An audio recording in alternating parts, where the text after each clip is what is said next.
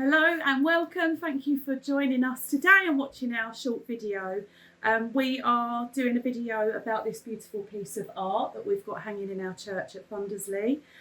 This was drawn by Mr. John Hurley, who joins us here today to talk about this.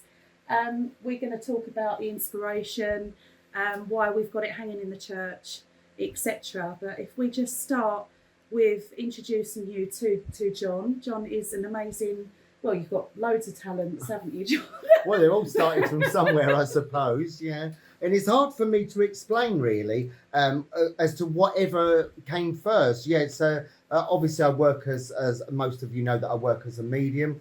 I also work as an artist and an entertainer. But I suppose all of those things come from what I call a feeling. Whenever I'm asked about how I started, obviously how I started was having was a fascination with Walt Disney, and Walt Disney even to this day is one of my biggest and greatest art inspirations. And it wasn't just about animation, it was the way the backdrops were all carefully painted and the painstakingly way that the crew would get everything ready for the films. And you know, I remember going to see Snow White and the Seven Dwarfs and being absolutely blown away by it. And I just thought it was an odd thing as a child of being so young to be more enthralled by the way the whole thing was put together rather than just enjoying the film, really. But I did enjoy the film and enjoyed the magic of it. And I do, and I think that's what it is. It's being able to create that magic that I believe I was put on the earth to sort of like sprinkle over people with a little bit of glitter. I love that, and you certainly do that, John, in everything that you do. So yes, you are an amazing medium. We're lucky at our church because we have you work with us lots. You are an amazing artist, and you use that and incorporate that within your mediumship as well, don't you? Yeah, well, I think that all of those things that I do come from a greater force, which is God, and a higher plane. And I've been lucky enough to. I think everybody has it, but I've been, I suppose, being lucky enough to been able to channel it and to be able to embrace it from an early age. I mean, I don't want to harp on about my childhood, but there were difficult times within my childhood, as I expect there's a lot of people have had difficult times, but I just believed I was being looked after. Yeah. And I believe that this gentleman has been with me for most of my life. And I don't know why, but I knew he walked with me, whether I was walking along a beach or walking to school, or, you know, even in hard times, he told me my life would improve and get better. And there was some dark periods in my life where I just didn't believe there would be any light at the end of a tunnel. And but sticking with it and believing in a greater force that is spirit has carried me all through my life. And to me, art, for me to paint and draw, is a feeling. It's not just an ability, it's a feeling. I mean, if I was dancing and being a driving bass, and you become that driving bass, and if you become like the strings, then you become that. So everything is a feeling, and being part of it, and being one with nature and everything around you, because I strongly believe that that's where I think human beings have lost their way a bit, that we detach ourselves so far away from everything that happens naturally around us, and we're forcing everything really against the natural order of things. And I've always striven to try and stay that way, really. Stay connected, absolutely. And I am, and it's just a wonderful thing. I mean, I can't tell you, Donna, what makes me an entertainer. I don't know where it comes from, because I think from school, I remember always thinking about being in a pop video. It's mad, but my life has always been very music driven, and I've always wanted to be like or look like the people that I followed. Not because I want to be them, but I want to be part of the magic that they're creating in my life. And is that part of feeling them, feeling that character and feeling their music? Yeah, feeling it, and just, and do you know what? The funny thing is, and this is crazy. I had my iPod on, and I go for walks try and get my 10,000 steps in a day. And I go for walks, and this happened to me just last night. And while I was walking down the road, I had my headphones in, and there was a slight breeze blowing, and I was believing I was walking through a video, singing the songs that I was listening to. And I've had that from a kid. So and I just was made to believe it was a bit odd, a bit strange to be acting like that. But I remember blow drying my hair, and it would be a wind machine in front of a mirror, you know. So I don't know why, but I've always been an extrovert like that, you know. So it's mad, isn't it? No, it's brilliant. It's brilliant. It certainly makes the 10,000 steps feel a lot easier to do. Oh right? my God, you end up doing about 15 to 20,000 by the end of it. Honestly, it's amazing. So you talk about really feeling the characters, really feeling your art, and that. So almost the entertaining, the art, the singing, the dancing. It is who you are. It's not you're not putting on that facade. It's like who you are, and then you're putting that out there to the world. Yeah, and you do that through your art as well. And absolutely. And I mean, from an early age, I've always been able to draw. I've always been had the ability. You could say it's a talent. I just think it's definitely a talent. But because it comes naturally to me to be able to do it, I don't see it as anything special. You know, to me, it's like breathing. Yeah. I just think that everyone can do it. And I think that's almost the stress of the students. Certainly for me anyway, as I watch how easy the pen flows and how you just make something into something. And I'm sat there for hours like, is this everyone can do this? What's going on? But it's believing that everyone can do it, because it's like, for example, everybody has lungs, or if we're fortunate enough to have our lungs and our vocal cords and you know, but why is not everybody a singer? Yeah. And yet everybody has the same inside them, and the same, they're able to speak if they're lucky enough to be able to speak and to sing. Everyone can sing, but there's some people are just natural singers and natural entertainers, and they can, to me, whether you go to see somebody on a stage dancing and it's a ballet or whatever it is, a piece of art on stage, that is through their body, through their movements, and that they are able to express that emotion to be able to drive you to tears. That's the talent. That's an amazing thing to be able. And if I can do that through my art or through my mediumship or through my through drawing or painting or whatever, it's if you can touch people, it's touching people. It's either driving them to that emotion of wanting to let go and cry and just release, or to be able to laugh and release that way. Absolutely. You know, it's touching people's souls. It is, and you do feel like, I speak from seeing your art. Just for the benefit of the viewer, John has created lots of art throughout your life, certainly. But recently in lockdown, wasn't it? You did a series of portraits for the WWF. That's right, I did, yeah. And there were a few of those. Well, actually, they were all brilliant, but they're particularly the gorilla that you did, and the badger, unbelievable. You could look at the pictures, and with this guy, the eyes pop.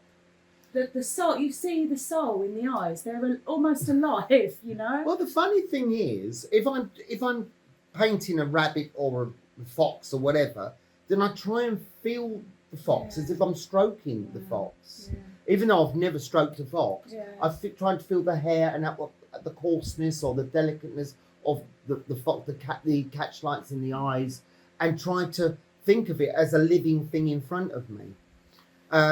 Now, it's slightly different with this guy, because this guy, as I say, has walked in and out of my life for most of my existence on this earth.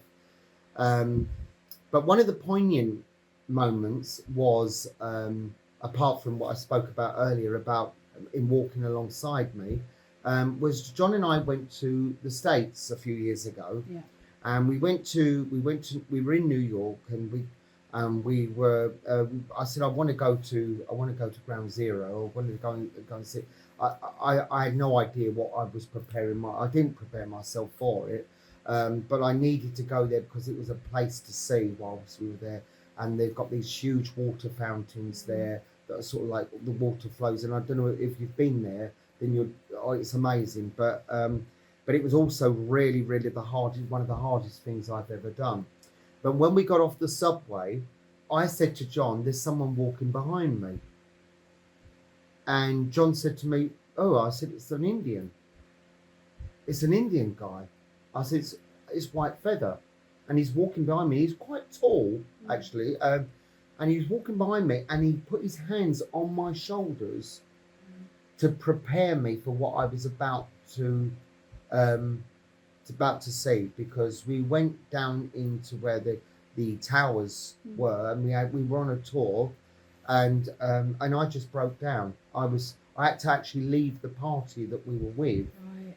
because Feel the energy of that. the energy, and I could feel the screaming and the residual energy around the place, and just people trying to get out of there, and people suffocating, and I just felt this overwhelming feeling of suffocation, almost as if I was there at the time, and it was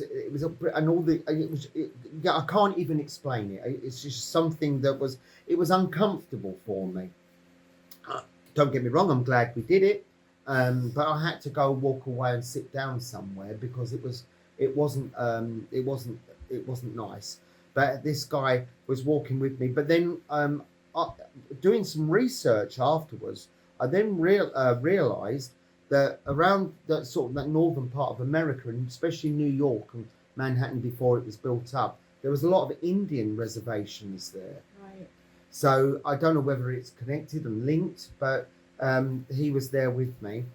And then one evening I went into like a semi-trance mediumship, and I just closed my eyes and let the pencil draw this guy, because I needed to see him. I needed to be able to see him. And it was almost like I was moulding his face in clay. I don't know if there was a video, and I'm really showing my age now, but there was a video by Lionel Richie, and it was called Hello. Yeah. And in the video, there's a girl that he kind of wants to get to know, but she's blind. Right. And she sculpts his face, how she envisages how he will look, and she sculpts his face in clay. And that's kind of how I work as a psychic artist or a spiritual artist. Right. That's the only way I can explain it. I'm so privileged and proud to have him. I mean, he's one of my many guides. I have quite a few.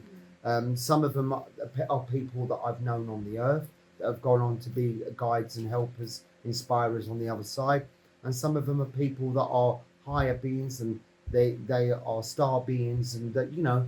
And somebody said to me actually today, it must be amazing to be a medium. And I said, it is amazing to be a medium, but I think everyone can do it. Everyone can be a medium. We all have the ability to be able to channel, but some people are more sensitive than others. Yeah. And I think that's what's probably, for better or for worse, made me the person, or shaped the person I am. Yeah. I mean, it's taken me a long time to get here, but I'm happy where I am. I'm happy in my own skin. I'm happy being able to do what I do, and I'm happy to be able to help people in some way, whether it's through mediumship, whether it's through art, and in believing in people. Yeah. And I said to a young lady last night, actually, I said to her that she said, "You would never tell me my art was rubbish anyway. It's drivel what you're saying." And I said, "No, I would never tell you your art is rubbish, because why would I want to, if you're not confident in yourself, tell you you're rubbish?" Because as a child, I was told I'd never amount to anything. And you felt that, and you felt that growing through. And I did. And also, I think that I rebelled against it, because I thought that if I believe that this is it, then there's no point to my life. And I had to believe that I would be able to accomplish and overcome a lot of the things that certain people in my family, say, for example, would never have believed that I could do. Because my family, I didn't really come from a family of people that would remotely done a minute part of what I do. we weren't taught to be in touch with our emotions as kids, and it just wasn't happening. So I was always seen as a little bit odd.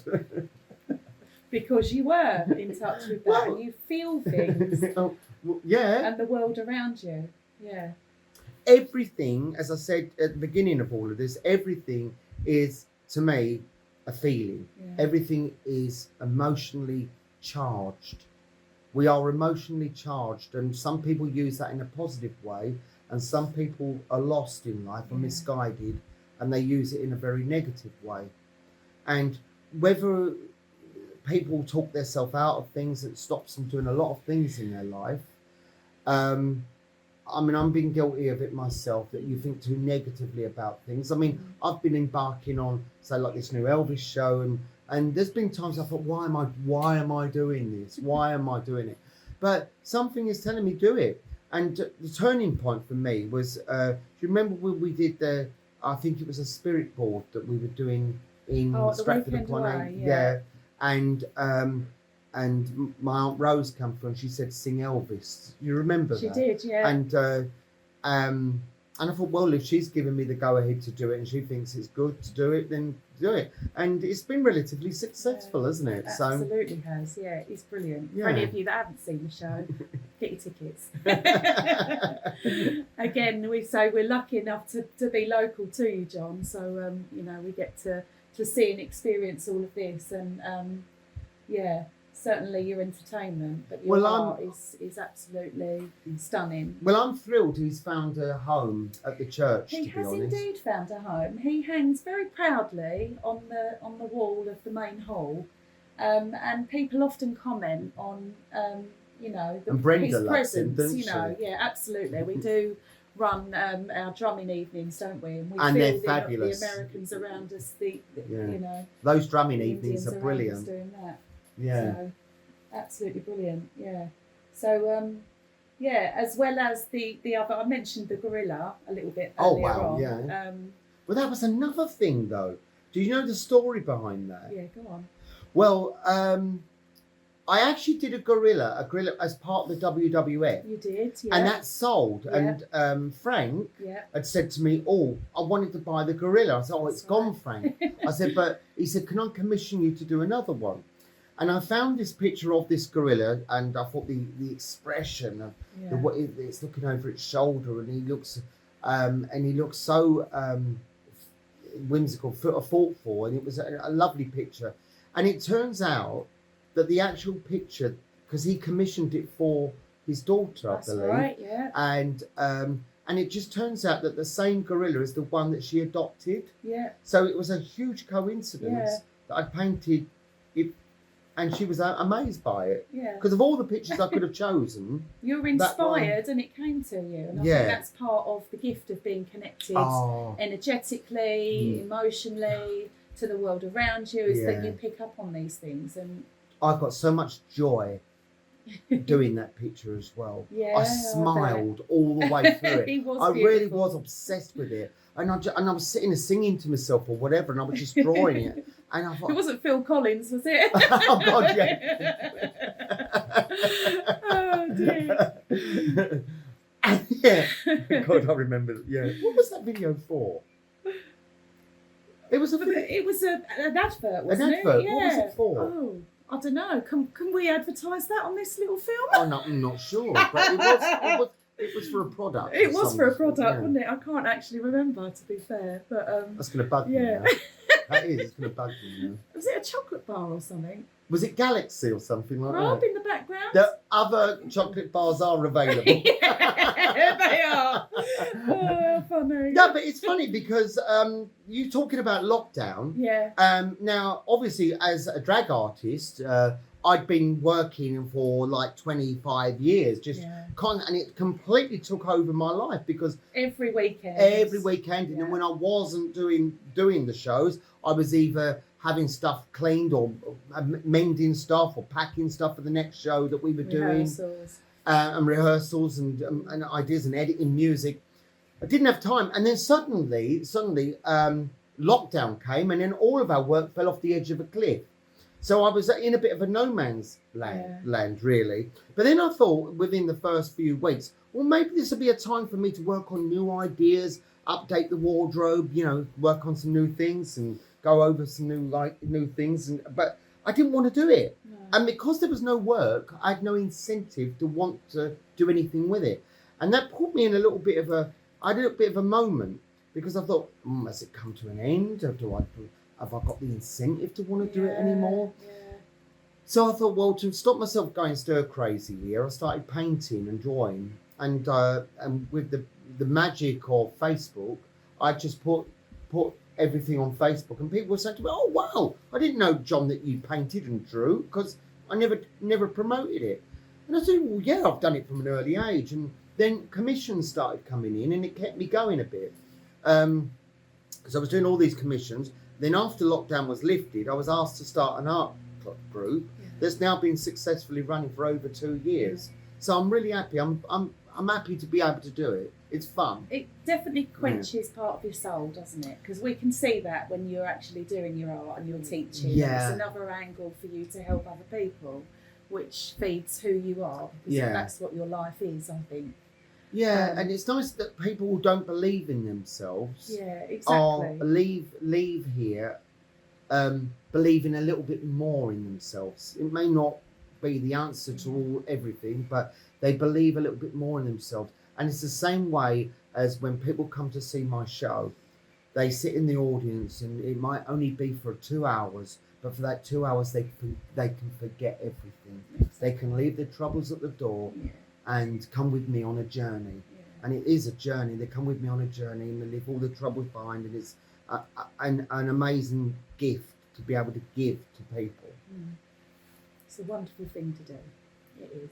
Yeah, I think so. And we appreciate you very, very much. You did also donate loads of your art to us and our funds at the church. Everybody that's watching this, I'm sure, knows that we needed to raise £15,000 to fix our church floor, which we have done. And at a period of time after as well, where the accounts were really low and all the extra jobs had come in and the church was closed to get the jobs done, you arrived with a bunch of paintings for us to sell to raise more funds there as well. So we do really hugely owe you much thanks, John. Well, I just think that it's all about giving back. Or everything that you have in your life, if you have it, it's a gift. It's a gift to give. And okay, we all need to keep a roof over our heads, and we all need to pay bills and all the rest of it. But if you can do a little bit to help other people, I think as human beings, that's what we should do. I think that's what we should. And we should never lose the innocence that we have in our hearts as children. No. We should never lose that. I was talking to someone a little while ago, and they said to me, "God, you're just a big kid." And I said, "Yeah." Well, I'm so that's a compliment that you say that to me, because I'm still that child that wants to run around Disneyland with Mickey Mouse ears on. I really am, because a man created an empire through 3 circles. He drew 3 circles, and it became Mickey Mouse. And look at it now. Amazing. Do you see what I mean? Yeah. That's because he was given a chance. Yeah. He was given a chance to be able to create something on farmland, and he created Disney World. Wow. And look at it now. Wow. Yeah, and that's why I love Walt Disney. I love all art. I'm lost in art. Yeah. I am. And I think everything I do stems from creation. And creation begins in our hearts and our minds. And if we can nurture that and that lovely warm glow that we feel inside us can be shared with everybody else, then I think that's the greatest thing. Yeah. It's connection. Oh, it's lovely, John, and I can feel the emotion of that now just as you talk about it. Well, I just feel the energy of how much that means to you. It does. It's important to me. But you have to watch who you tell these sort of things to, because some people just think you're crazy. Well, you don't know who's going to watch this. This could go to millions, darling. Well, I hope it does. Okay. So still talking about guides then, John. So. Right, okay. Well, this to me is not a detailed picture as such, but how this being came about was I was running a circle, and we 1 week we were doing spirit art. So we all started sketching. I said, just go with whatever comes through. Right. And I found myself after meditation going into some sort of trance, which worried me a little bit, to be fair, because I had no real control over it. Whereas normally you'd manage it, wouldn't you? Yeah, I mean, trance mediumship is something that's always interested me, because you're giving yourself over to it. But then by giving yourself over to it, it's like a form of hypnosis to me. And I just picked up the pencil and had this lady, I think it's a lady, and she was made of glass. She was see-through, almost like she was transparent. Like I could completely see through her. Do you know what? It was like she was made of water that was just floating around. I can't really explain it. So you saw that in your mind's eye. You felt that in your energy. I felt that in my energy. You had your eyes closed. I had my eyes closed, and I drew it completely with my eyes closed. Yeah. The detail is. And she gave me this white feather, which is why I put it in the picture. She gave me this white feather that she wanted to put into my hands. Wow. And the weird thing is, this gentleman here, his name is White Feather. Wow. So I don't know whether they're connected, or I believe it's too much of a coincidence. They're certainly connected through you anyway, because if they're both coming to you that way, but connected to each other as well within the realms of what is. But she had no characteristics, no eyebrows, no hair, nothing. She just came through as this pure light, and it, like she was made of crystal, like she was made of water. It was weird. And you got a feeling from that. So how did she feel? Was it because it feels? She talked about it quite serene. Yeah, she was calming me down. She was asking me to take time for myself, because obviously within the nature of my business, I have to chip little pieces of me off to give to people. And she was just trying to replenish everything that I give, because and again, I think she was trying to prepare me for I don't want to go into too much detail, but she was trying to heal me and prepare me for something greater that was going to come along, that I needed to be strong for within life. And a year after all of that, that was 2022. So last year I had a lot of things going on, a lot of personal things going on. It's when the Elvis show was starting, but at the same time of all of that, we had the wedding to sort. We had Vegas, and on top of all of that, John fell very, very ill. And he won't mind me telling people this anyway. He didn't want people talking. He didn't want me talking about it while he was ill, purely because of our name being John. He didn't want people thinking it was me that was ill. So that's how unselfish she is. And I felt her come back to me. Wow. And I walked around Canvey Heights, as I do most days. And I walked around Canvey Heights, and she was with me.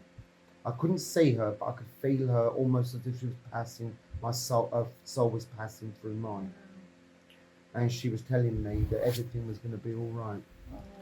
And that's the beauty of being a spiritualist, I think. It's if you ask them, they'll listen to you, and they will help you in any way they possibly can. They're not miracle workers, but if they cannot help you over something, they'll help you prepare for it. And they will help you be stronger, because by those experiences, you can then help other people. And that's what I try to do. I try to take my negative things in my life and turn them into positives that can help other people overcome their problems. Because what's the alternative? What's the alternative? You do nothing. If everybody did nothing, then exactly, you have to be able to be of assistance to people. It's what connects us. Everybody. What makes you an earth angel? Well, I think we're all earth angels, but I think we all have the ability to be earth angels, and I'm no better or worse than anybody else. But I just think that if I can leave, when my time comes to leave this earth, if I haven't done too much damage and and I haven't upset too many people, I'll be happy.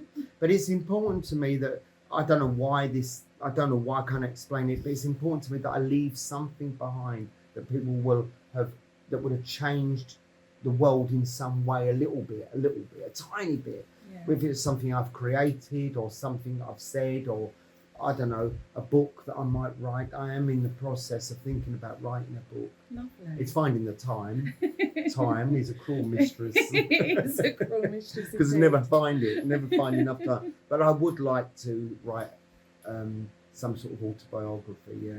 That'd be wonderful. Yeah. Well, we hope that White Feather, thank you for allowing him to hang in our church. Oh, no, thank you for having him. We do hope that he exists there for many a people in the future. And, continue to look after yourself and others in the church. That would be wonderful. But thank you for sharing about your guides. You know, you've opened up about emotional stuff as well. So thank you for sharing that with us. And there are many that's people out there, important. Donna, that don't know who their guides are. That's so true. You know, everyone has them, but some people have trouble connecting with them, or they ask who are my guides, and we do that through meditation. Just asking them to come, and they can come through dream state, or through like I say, meditation, or just trusting in them. But they are always there. And Everything happens for a reason. Yeah, I strongly believe that. Yeah, Yeah. me too. Lovely. Thank you so much, John. No, that's absolutely fine.